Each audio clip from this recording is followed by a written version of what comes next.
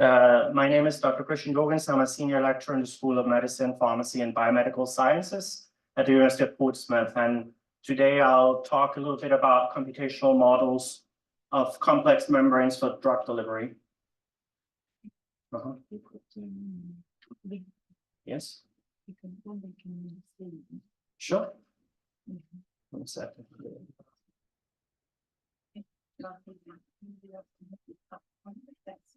Oh, there it is. Yes.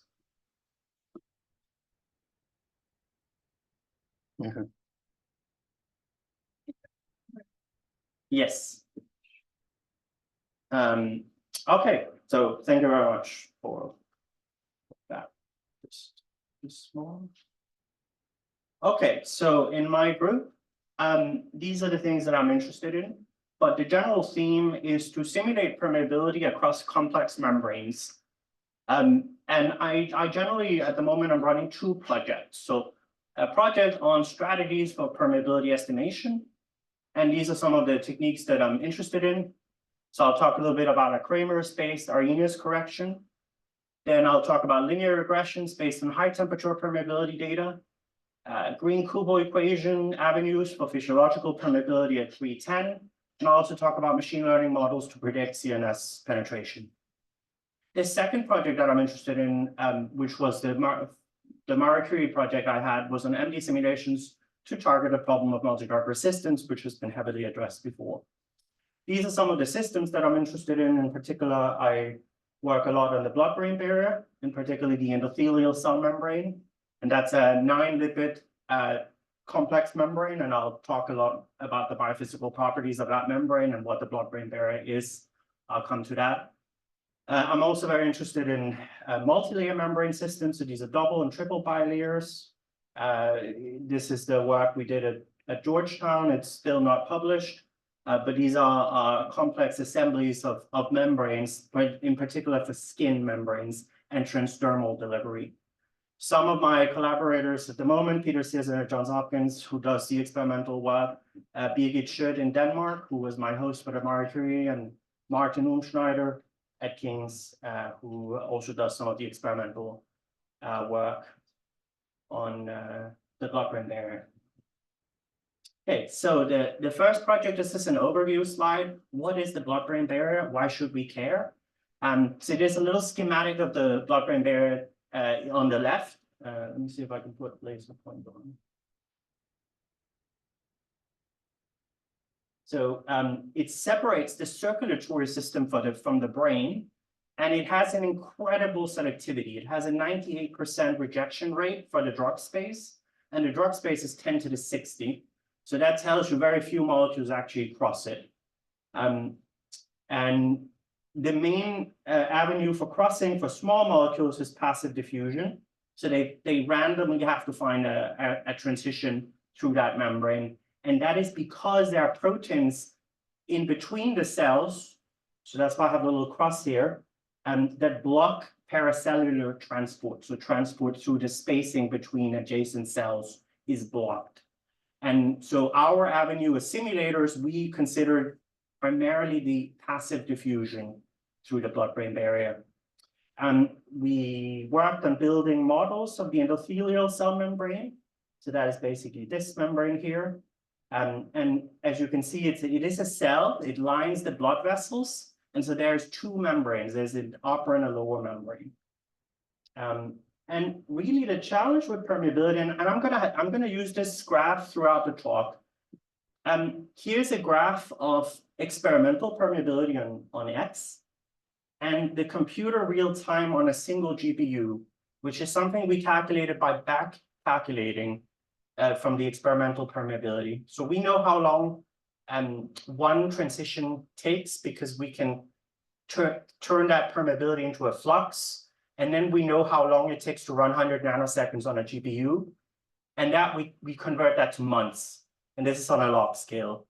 And so this tells you that the drug space, you shouldn't just consider the fast molecules down here, because yeah, you can run those in less than a month unbiased molecular dynamics, so it's 0 bias. But all the interesting stuff happens in this red regime. All the top selling FDA approved compounds all the antipsychotics and the antidepressants that we want to study are really slow. So on a single GPU, that would take you between 100 and 1,000 months to get enough transitions if you're counting explicitly the transitions. So I'll come back to how we can mitigate this problem. And then a second project that I had was on multi-drug resistance. And this was funded primarily by the Marie Curie. And there we looked at binding of molecules spontaneously with molecular dynamics into this efflux pump, which causes multi-drug resistance. So this is this efflux pump that sits in the endothelial cell membrane. It serves a purpose. It has more than 300 substrates. It is a non-selective pump, and it kicks things out. So it rightly recognizes chemotherapeutics as toxins, because that's what they are. But unfortunately, it also reduces the bioavailability of such compounds. So we were studying that. And I won't talk too much because I know this is a very mathematical crowd. So I'm going to try and avoid this a little bit. Okay, so let's look at some current models for predicting CNS penetration. The first one developed at Pfizer was Lipinski's rule of 5. And it says, let's look at the physical chemical characteristics of the drug space, which drugs are likely to cross. And they devised these rules. So mass less than 500 grams per mole, dipole less than 5 dBi, water octanol partition coefficient less than 5, and a certain number of hydrogen bond donors and acceptors. What this means, if you're outside of those parameters, you might not cross the endothelial membrane. And this turned out to be successful, but it also has a huge failure rate, as you can see in the red curve. And we no longer really use this rule very, rigorously, but it is a nice kind of starting point. Then there are AI-based models and Bayesian pass-fail models. And they, use Bayesian statistics to ask a yes/no question. Does this cross the blood-brain barrier? And the models account for the following parameters. Partitioning coefficient, van der Waals surface area, polar surface area, and you can also do what's called Lipinski refinement by adding more parameters into the model. And I will use the following nomenclature: BBB plus for drugs that do cross, and BBB minus for drugs that don't cross. And then, of course, we have molecular dynamic simulations that give you quantitative high-resolution information. Okay, so let's look at just flux methodology. So you do the simulation, like here, and you wait for an event. You sample that event in time, and then you can work out the flux from the number of crossings. And the number of crossings is down here. You count up and down. And that can give you both energetics and it can give you kinetics.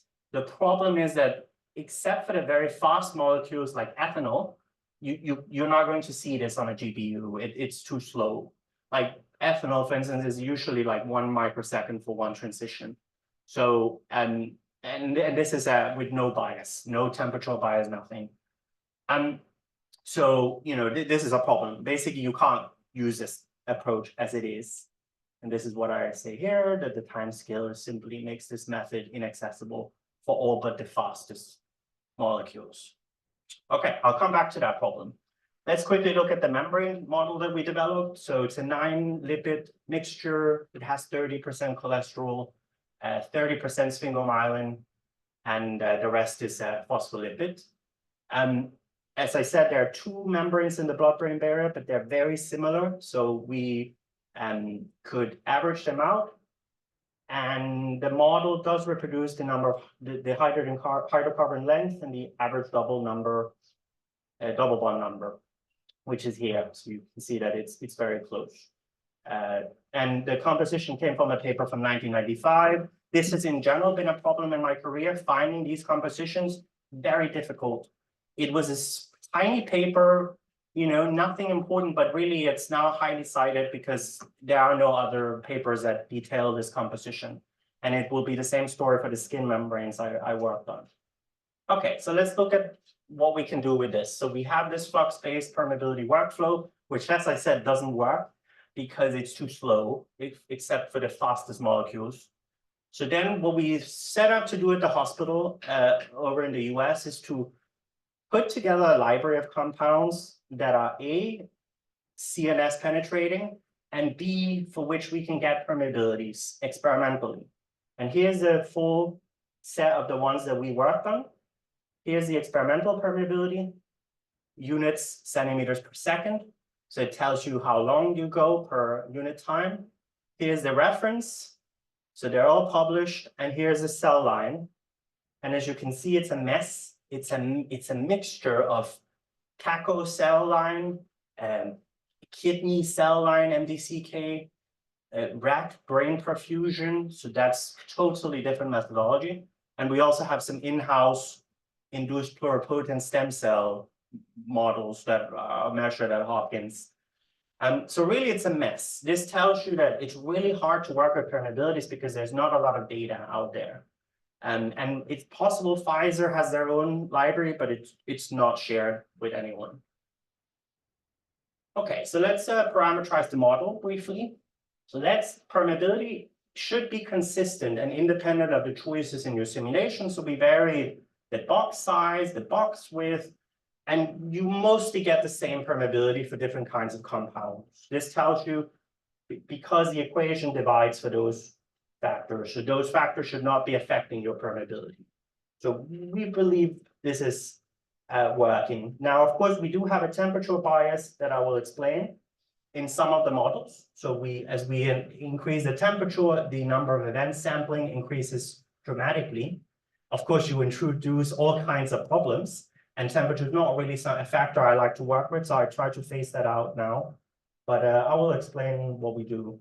So one thing we tried to do was run some simulations, run them fast because temperature makes this fast to converge, and then look at the PMFs, the potential mean force, the Gibbs free energy, and just put them together by shape. This is something that Alex Mackerel pioneered in some of their papers, and try to kind of describe different regimes of transport.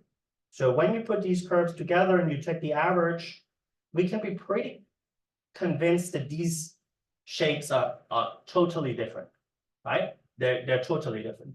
And they describe different permeation regimes.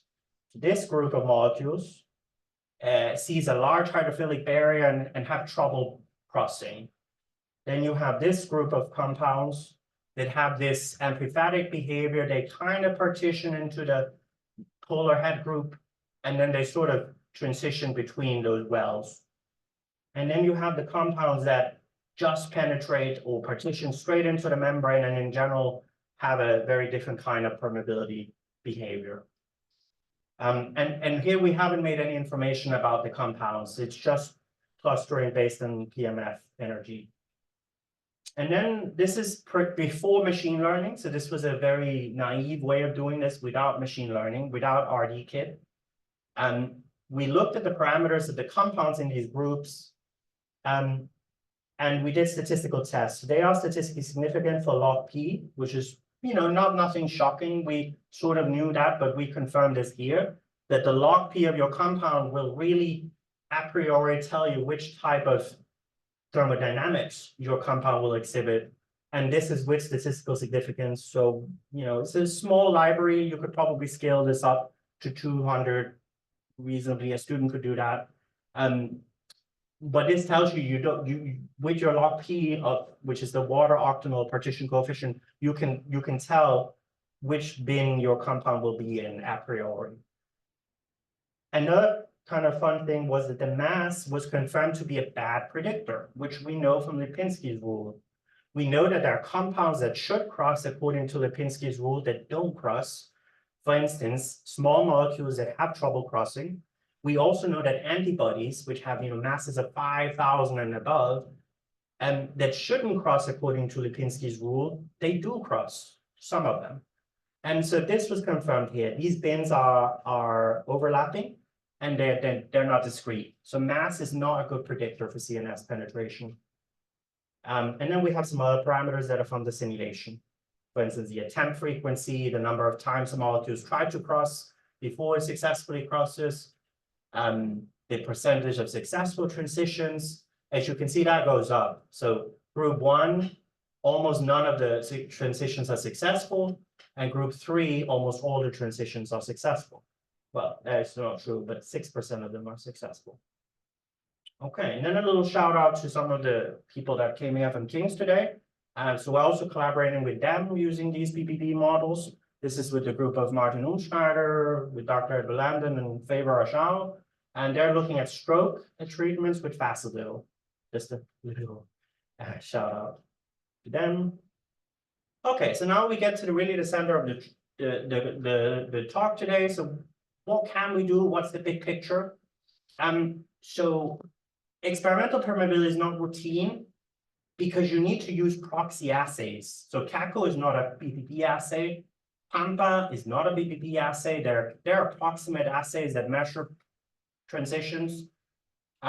Really, you need in-house models, but they're very expensive. And you can't do that for all compounds, and it's generally very complicated. Same for in silico, it's not routine. You either need to do some sort of approximation. So the proposal here, let's examine and develop new enhanced sampling methods for PPP permeability. And I will talk about 3 today: parameters-based Arrhenius model, regression-based model, and permeability via the Green-Kugel equations with steered MD. These are the 3 models. So I'll start with the first one. And this is mostly led by Yukun Wang at Johns Hopkins, but someone I was working with heavily. So what happens is you raise the temperature of a system, and you see changes that are predictable. And a lot of people are opposed to this method. I mean, the idea of raising the temperature is really considered very bad. But it turns out that the changes are quantifiable. In most cases, there's a true linearity, except in the high temperature regime, and we have to deal with the non-linearity that's introduced. But if you look at the mean square displacement, it's truly linear. If you look at the Arrhenius prefactor, as you increase the temperature, it is also predictable. The diffusivity follows also a pattern, the lipid diffusivity, and you can run this multiple times, and it is not different.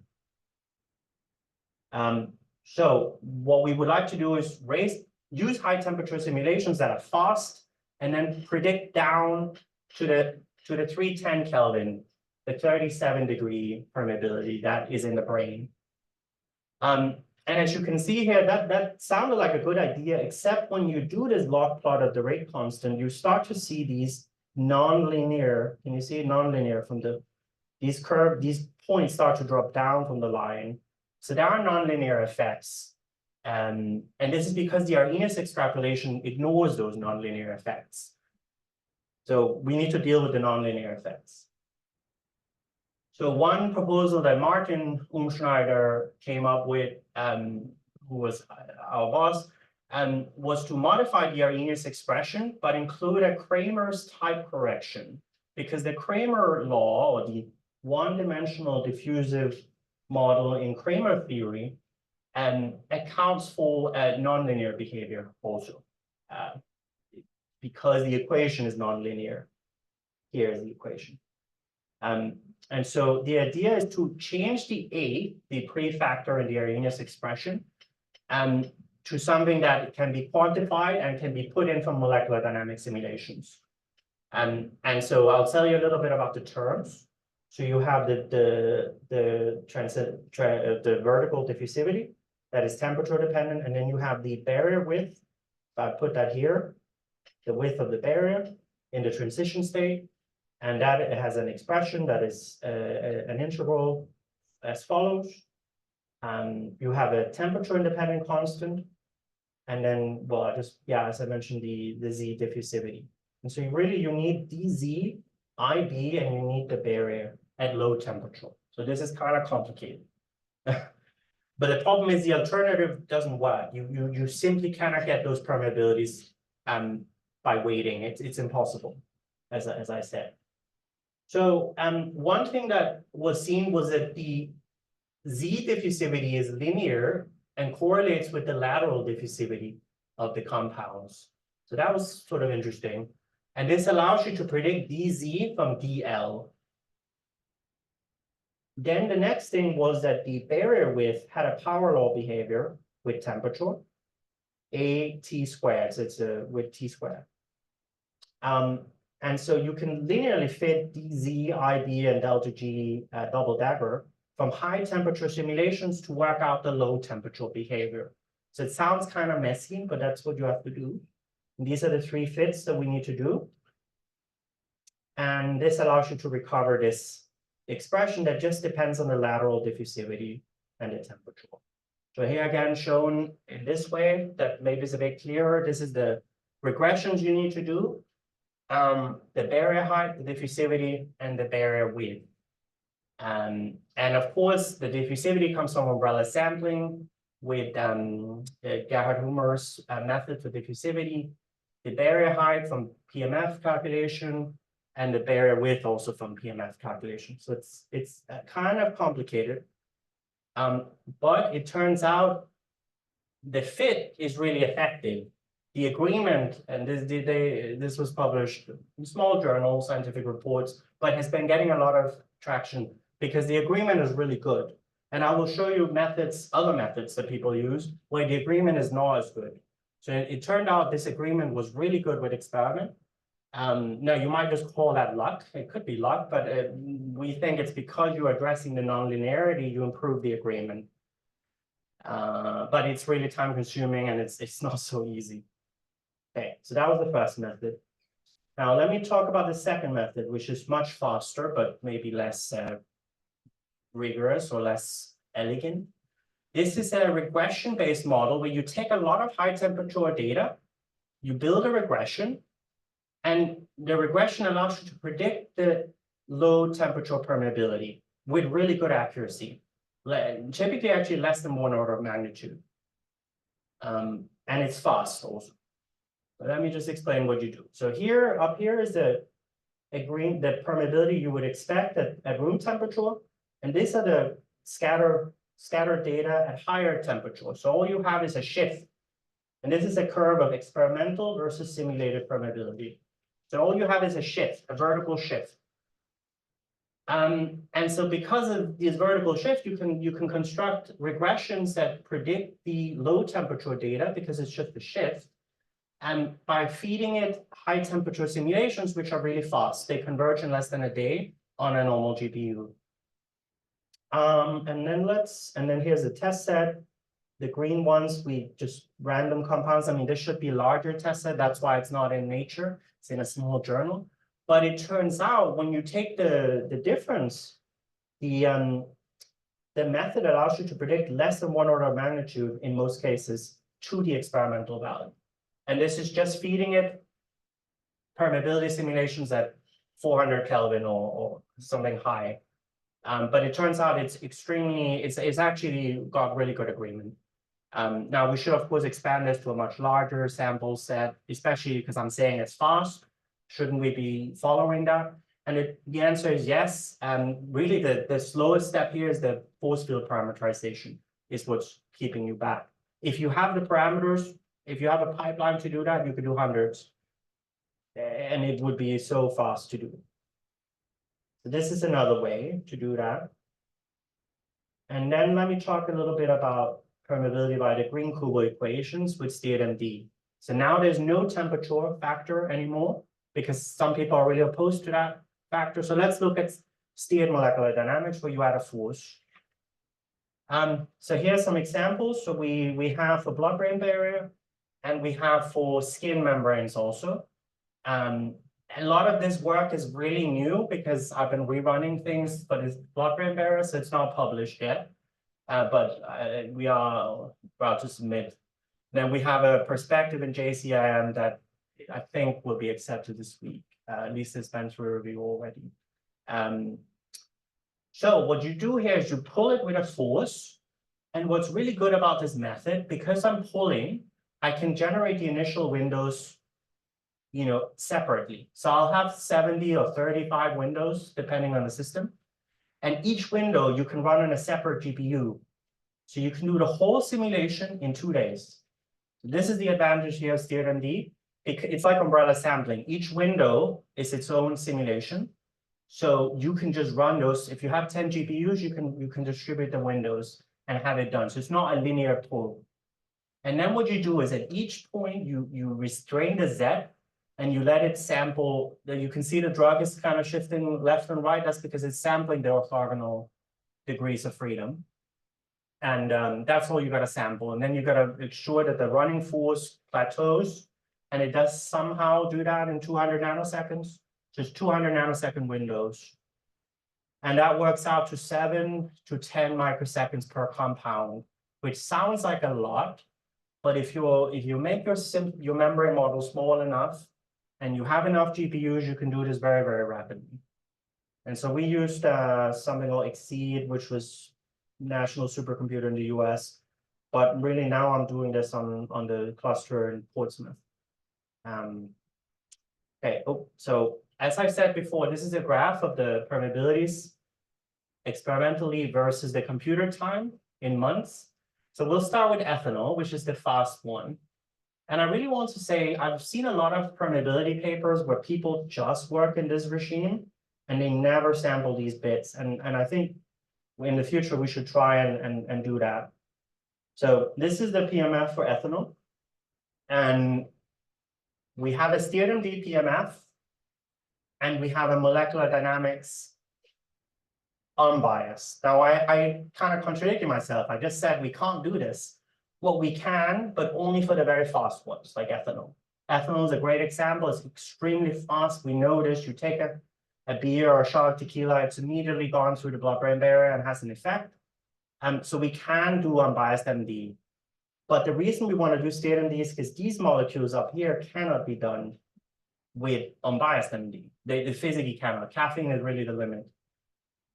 Okay, so let's compare this to Klaus Schulten's PMF for ethanol and POPC. Now, first I thought, oh my God, this looks totally wrong. Like, it's clear that the POPC PMF is a lot narrower. And is there something wrong? That's firstly why we ran it again with unbiased MD. But then we went through the literature. Let's have a look at the bilayer thickness. And we did a lot of search. And this is a solved story. And the POPC bilayer, as studied by Schulten and Gullenrud back in 2004, is very clearly 3.7 to 3.8. There are lots of references that say POPC has this bilayer thickness. Then we found papers for mammalian membrane, and we also measured the BBB membrane, and that one is clearly a whole nanometer thicker. And that's the reason why the PMF is a lot broader. Okay, and there's lots of papers that attest to this. Ian Gould and Imperial did a study also. And it's clear that mammalian membrane has a much larger bilayer thickness, and that we know the size, we know the width, and so that explains. The other thing we of course see is the PMF area is a little lower, but not a lot. And that is because there's cholesterol and there's other things in the bilayer. So this explains the difference. But we believe that we have sampled, the same, and we've converged. This we've also checked. And this, I said, this is the same PMF from 2 different methods.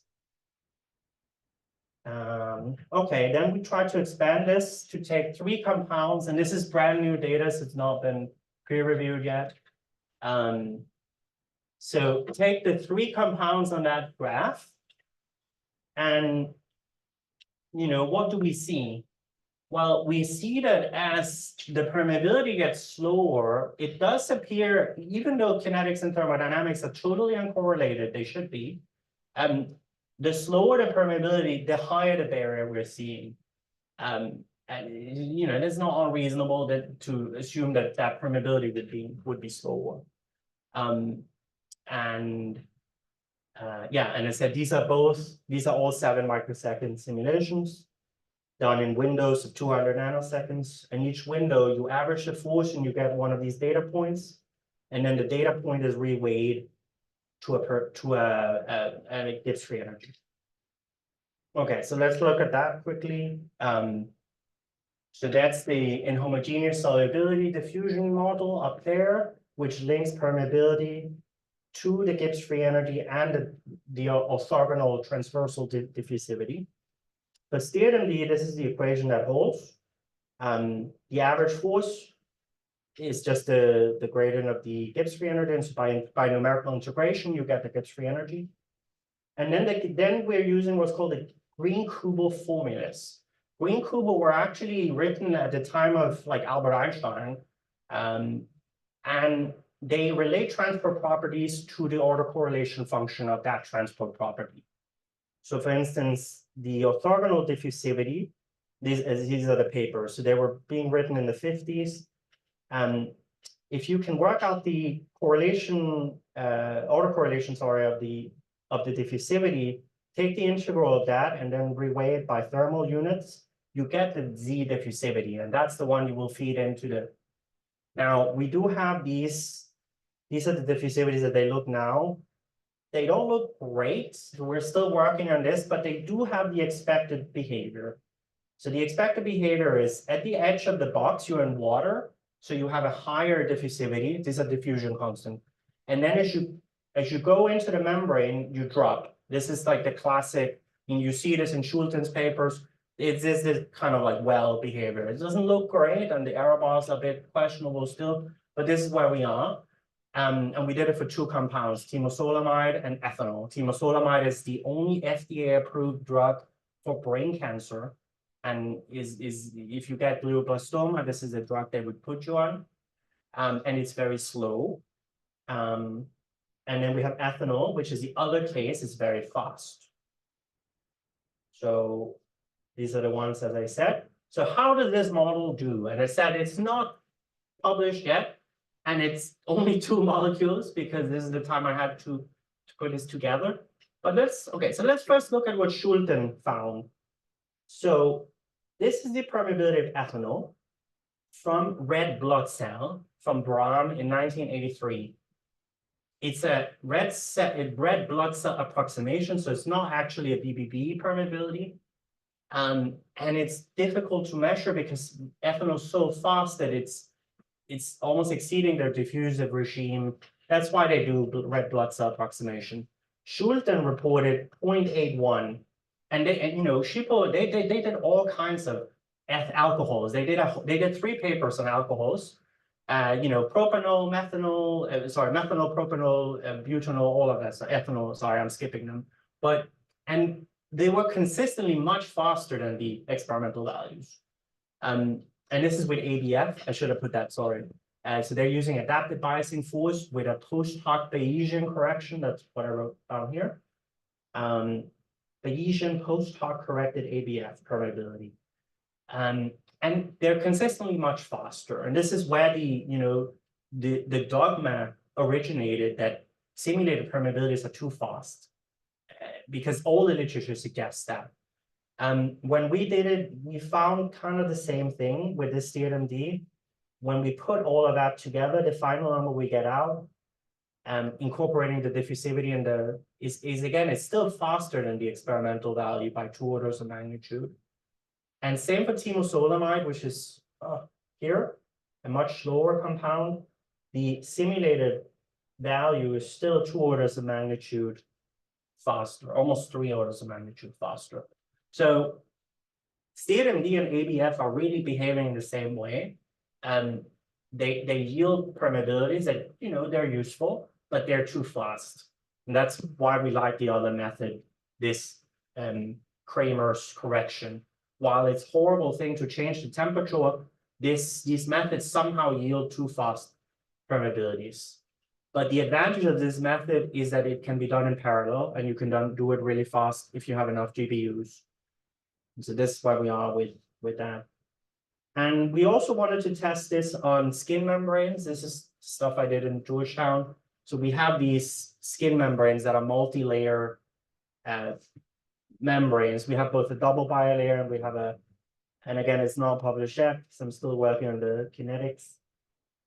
Let's see if it doesn't crash now. It always seems to crash at this level. Okay, so this is the output. So here you pull caffeine, you have these are skin compounds, caffeine creams, they cross the skin. So L'Oreal was interested in this. So what we find is that the more hydrophilic, so we have 5 compounds up there, and this is the PMF.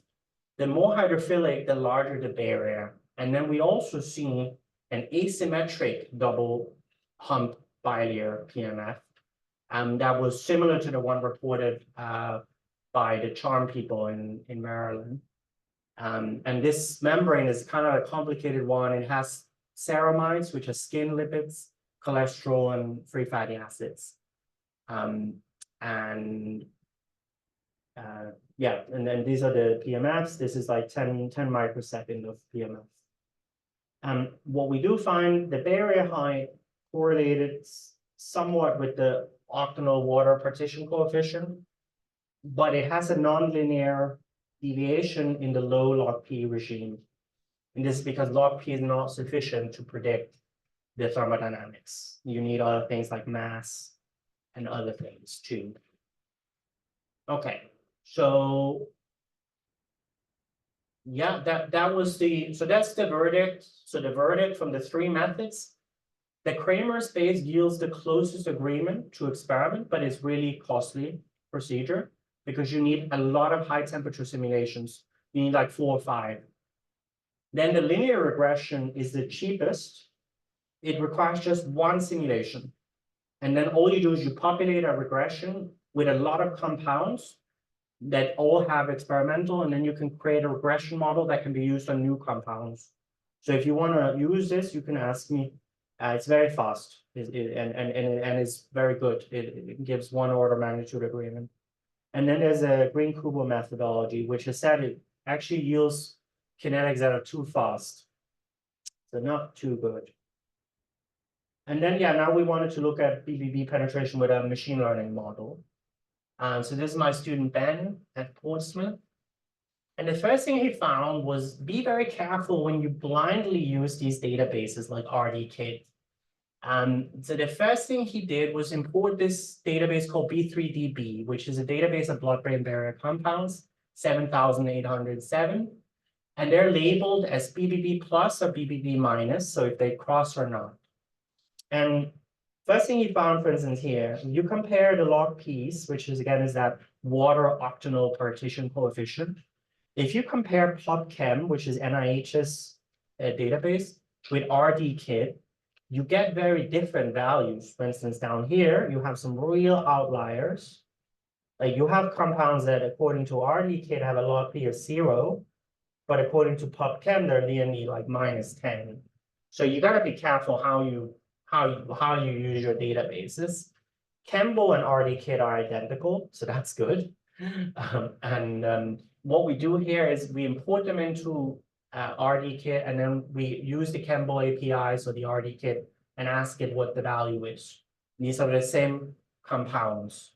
There was 6,178 that we could survey with PubChem, and then with RDKit and Campbell, 3,343 compounds.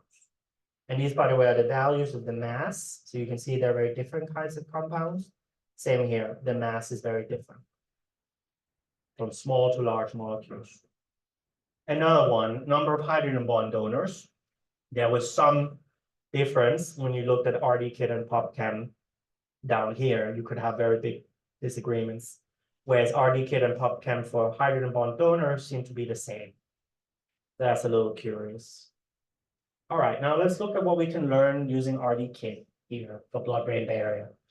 So we import the database, 7,807 compounds, and they're labeled as BBB plus or BBB minus, as in cross or do not cross. Now let's look at some chemoinformatic analysis. Log P seems to have distributions that are discrete between the ones that cross and the ones that don't, but there's still quite an overlap. Well, so it seems to be the ones that cross are slightly more hydrophobic than the ones that don't cross. And this we know from the simulation I showed earlier. The hydrophilic ones don't like crossing so easily. Not always, but same for the topological surface area, polar surface area, sorry, which tells you about polarity. It seems that the BBB plus compounds have a lower polarity which is akin to what Lipinski's rule of 5 says. Yeah, and so you can work out what the average is. This is what we can learn using RDK. RDK is a great tool. If you're not using it, I really recommend. It's really easy to use. And yeah, and it can liaise with these databases. Okay, then Ben wanted to build a machine learning model to predict if a new compound will be BBB plus or BBB minus. And what he does is he imports a training set of 4,000 compounds that are labeled BBB plus or BBB minus.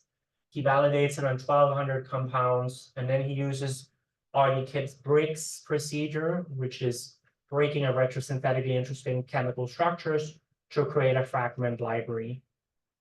He uses XG boost gradient boosting is tree learning. So this basically makes a yes/no assessment.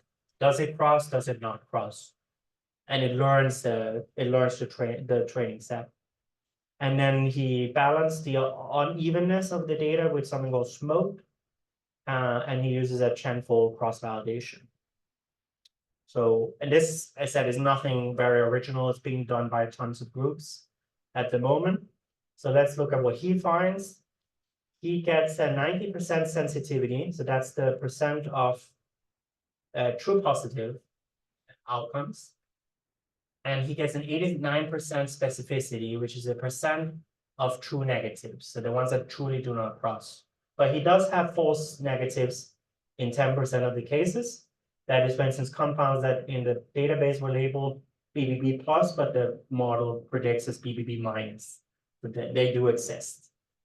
And let's look at what recent papers have benchmarked. I mean, we're in the same ballpark as the recent papers. So we're around 90% with these different BBB models. And so there's lots of models coming out to predict this. You just need good data set for the blood-brain barrier. There's quite a lot of good data, honestly. So it's quite a fun system to work with. But in terms of, for instance, specificity, his model is very good. It's 89% specificity, and these are very low. The earlier ones were 50%. So I said he will be starting a PhD next year, and okay, and that's it. I don't want to go over. So in this talk, I have talked about an atomistic model of the BBB for CNS permeability exploration. I've considered 4 methodologies for assessing CNS drug characterization, 3 of which calculate the permeability. We've looked at a Kramer-based methodology that yields a really good agreement to experiments, but is a costly procedure. We've used a linear regression analysis to yield sub-1 order magnitude agreement, but really we need larger library tests there. But it's extremely fast. You could do the whole thing. Once you have the parameters, you could do the whole thing in 2 days. Then we've looked at Bayesian post-hoc corrected values from ABF compared to steered molecular dynamics from Green-Kubel. But this tends to yield permeabilities that are too fast. And then we've also explored the use of machine learning to characterize if a drug will cross. Okay, so I just want to thank the CSM lab at Johns Hopkins who do a lot of the experiments. The collaborators, in particular Martin Ulschneider, who helped me come to the US. Yukun Wang, who's the postdoc at Yale now. Edward Lambden is here. We've been collaborating for a while. Birgit Schött, my boss in Aarhus. Peter Olmsted, my boss at Georgetown. And yeah, thank you very much to you guys for coming. So.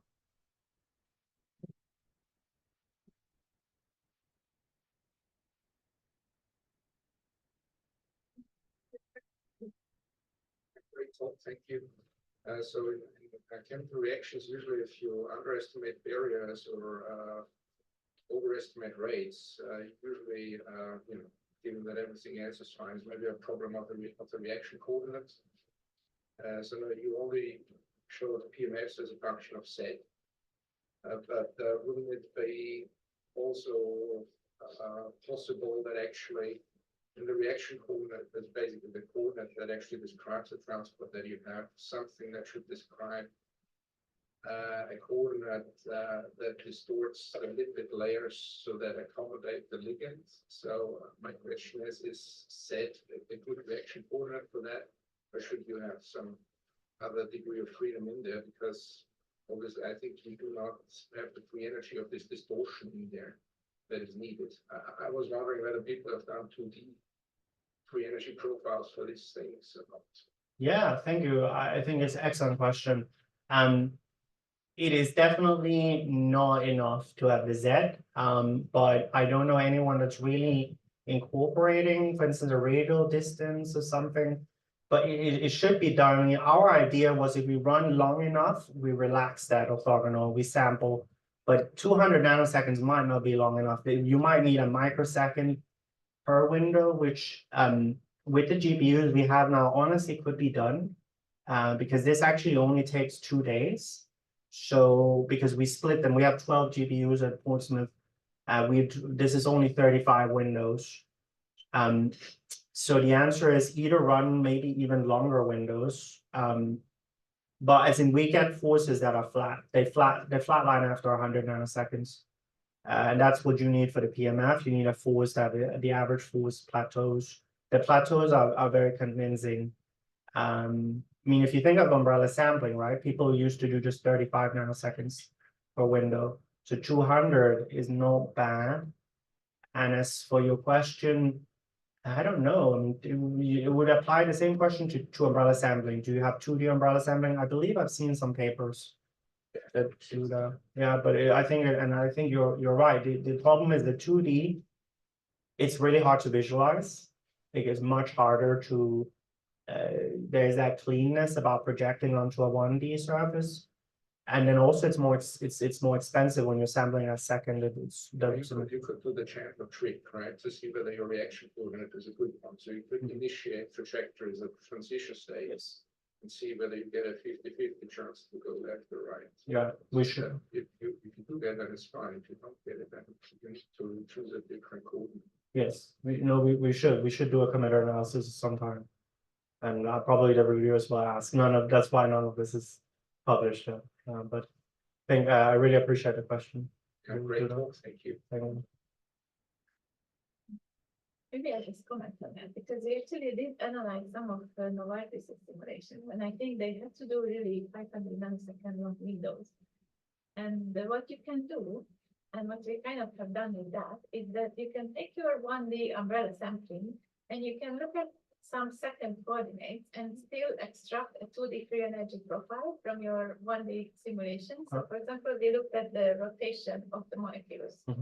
So we included that and we plotted the 2D free energy profiles, looking at how they differ. And actually, quite interestingly, you have very different behavior in different drug molecules. So that is one thing you could do to like after the fact analyze your simulations if you find some interesting variables. Like in our case, we thought the rotation of the molecules were also one of these. And then you could see whether that changes anything in your simulations and how it would affect like the barrier height. So that would be one thing we could do. And also we use our dynamic histogram analysis method to get kinetics directly from our umbrella sampling. Maybe that's something we could. Yes, I definitely was thinking DHAM to use the DHAM. Thank you so much.